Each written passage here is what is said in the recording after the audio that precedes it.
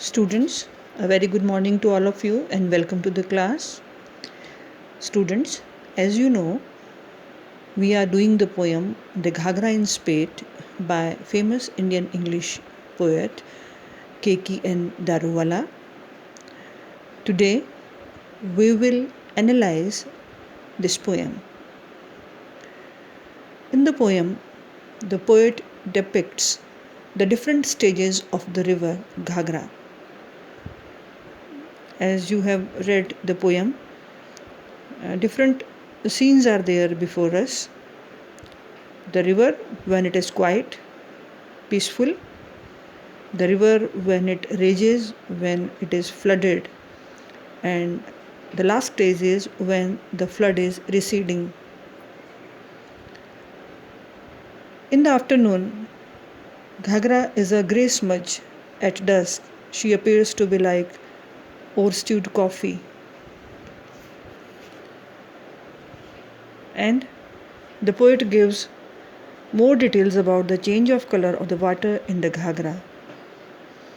At night, when the river is flooded, the whole village becomes a place of havoc and destruction. Thatched houses are pulled down by the moving waters.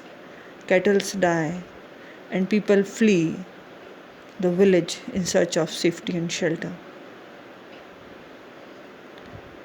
Every year, the river Ghagra changes her course as if a person turning over and over in sleep.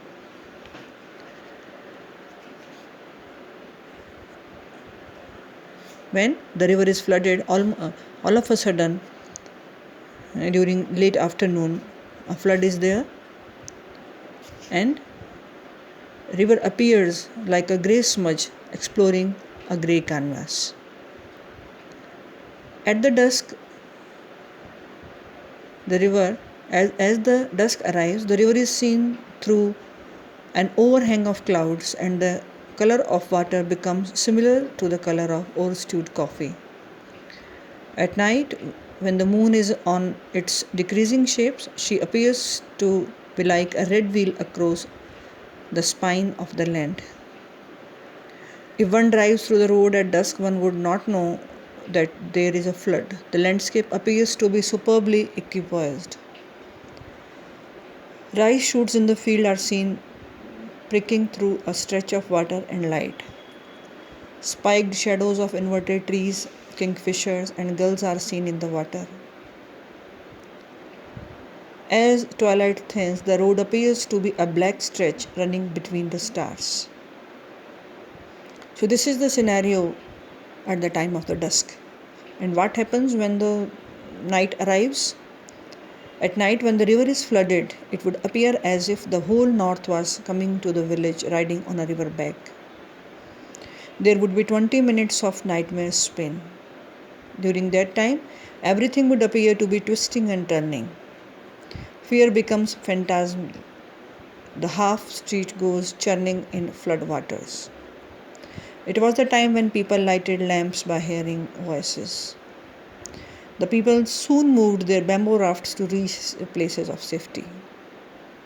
Through the village, the flooded water moves forward, turning the thatched houses and dung cakes into the river's scum.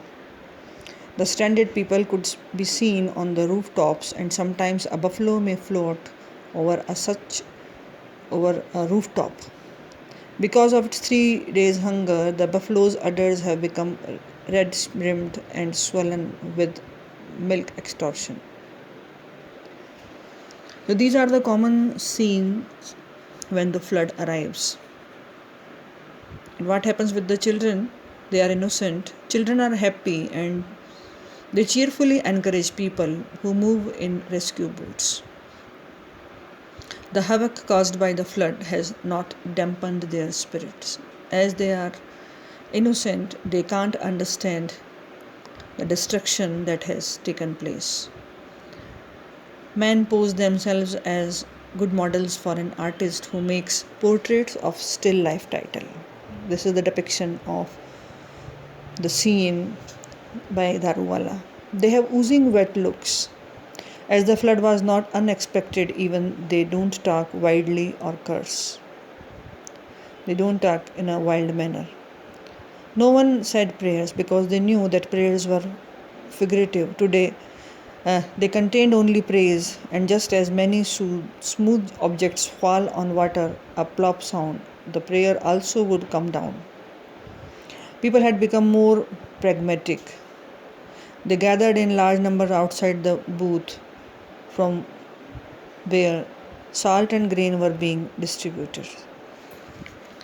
So, 10 miles on the side of the river, peasants go for fishing in rice fields. Women in chauffeur driven cars go searching for driftwoods. So, there is a contrast what is happening to the poor, marginalized people, and how the rich people they remain almost unaffected through these floods. So, Ghagra, when it is flooded, it sucks up cross eddies with animal heat. The river dives like forgemen. In a paranoid frenzy, the river can be seen sawing away the waterfront.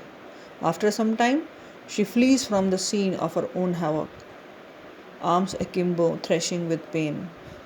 As the river recedes, the land sinks behind her. Houses sag on to their knees in a waterfall obeisance. So now the poet is depicting the scene when the river, the flood recedes.